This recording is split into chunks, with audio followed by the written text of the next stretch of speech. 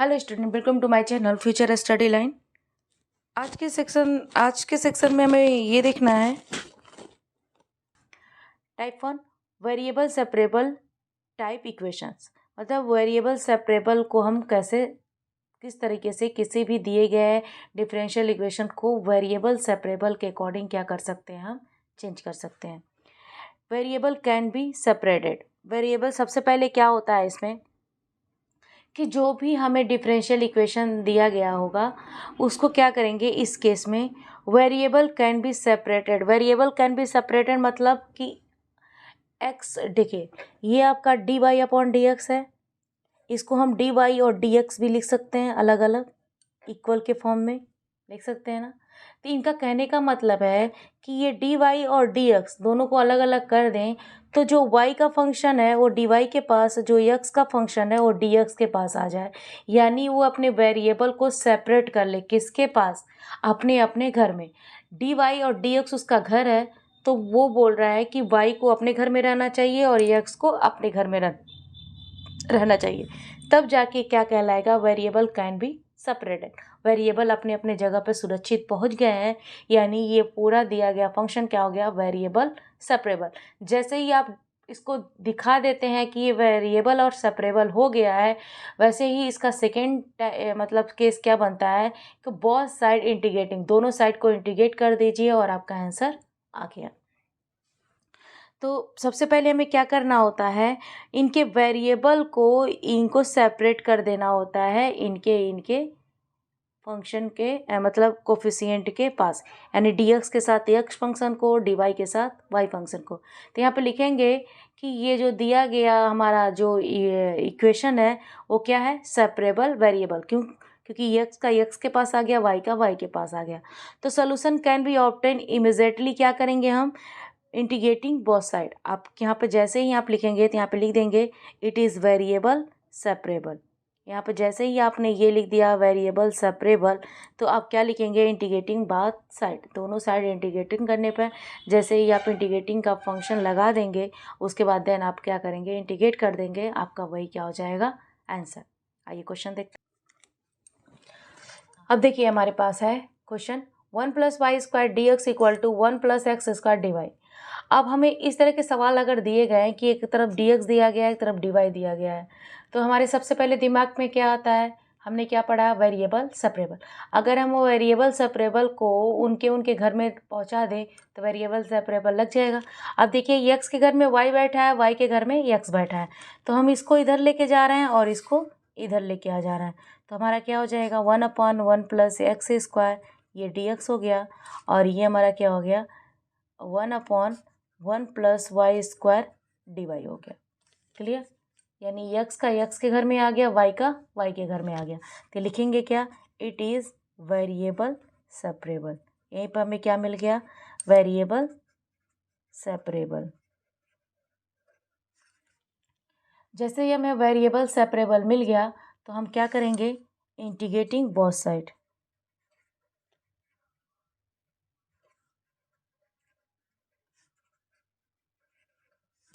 Integrate कर देते हैं, 1/1 + x² dx = 1/1 + y² dy।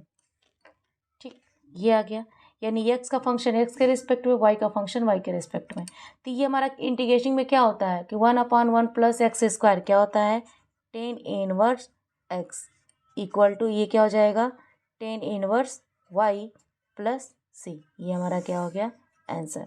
आप इतना भी लिख के छोड़ देंगे तो आपका क्या हो जाएगा, फुल आंसर। इस तरीके से आपका सवाल लगता है। नेक्स्ट क्वेश्चन देखिए, 1 + x² dx + xy dy = 0। तो अब हमें क्या करेंगे, सबसे पहले हम क्या करेंगे, इसको अलग अलग कर लेते हैं। 1 + x² dx = क्या करेंगे, -xy dy हो गया, ये हमारा आ गया। अब इस x के साथ x तो है, लेकिन y के साथ y भी है और x भी है, तो इस x को क्या करते हैं, उसके x के घर में भेज देते हैं। तो 1 + x² x dx, और यहाँ हो गया -y dy। अब x के पास x वाला हो गया, y के पास y का हो गया, तो यहाँ पे इसको ऐसे भी लिख सकते हैं, डिवाइड कर दिए और यहाँ पे हो गया माइनस वाई डी वाई, यानी क्या हो गया ये सेपरेबल वेरिएबल सेपरेबल हो गया ये।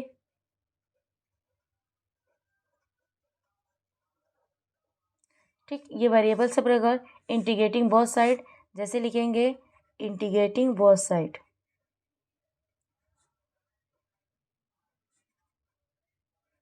ये बहुत इंपॉर्टेंट होता है सो करना।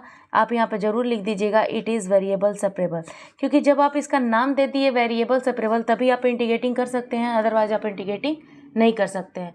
क्योंकि वेरिएबल सेपरेबल ये बोलता है कि अगर फंक्शन वेरिएबल सेपरेबल है तो हमारा दूसरा केस तुरंत नहीं आता है, हम उसको इंटीग्रेट कर दें, वही हमारा क्या हो जाएगा आंसर। तो जब तक आप लिखेंगे नहीं तब तक आप इंटीग्रेटिंग करेंगे नहीं।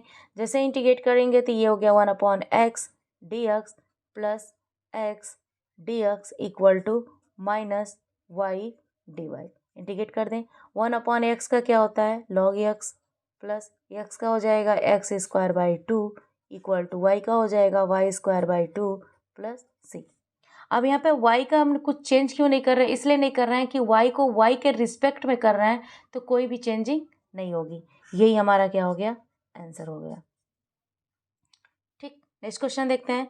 D Y upon D x equal to ई के पावर एक्स माइनस वाई। अब देखिए ई के पावर एक्स माइनस वाई है, इसको आप कैसे चेंज कर सकते हैं। आपको ये लगेगा ये तो अलग अलग हो ही नहीं सकता, लेकिन हो सकता है। इसको आप ऐसे भी लिख सकते हैं ई के पावर एक्स ई के पावर माइनस वाई।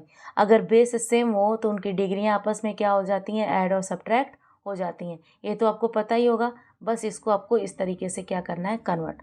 अब देखिए y के पास y को भेज देते हैं, हमने y को यहाँ पे ला दिया, और हमारे पास e के पावर x है तो इसके पास इसी x को भेज देते हैं, ये हो गया। अब ये डिवाइड में तो इसको ऊपर लेके जाएंगे तो ये प्लस हो जाएगा, और ये भी हमारा क्या हो गया प्लस। अब x का x के पास आ गया, y का y के पास आ गया, यानी यहाँ पे हो गया इट इज़ वेरिएबल सेपरेबल।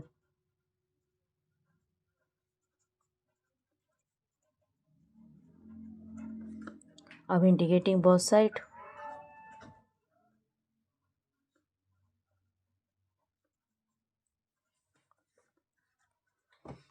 ये हो गया डी वाई इक्वल टू ई के power x d x, e y का ई वाई होता है, ई एक्स का ई एक्स होता है प्लस सी।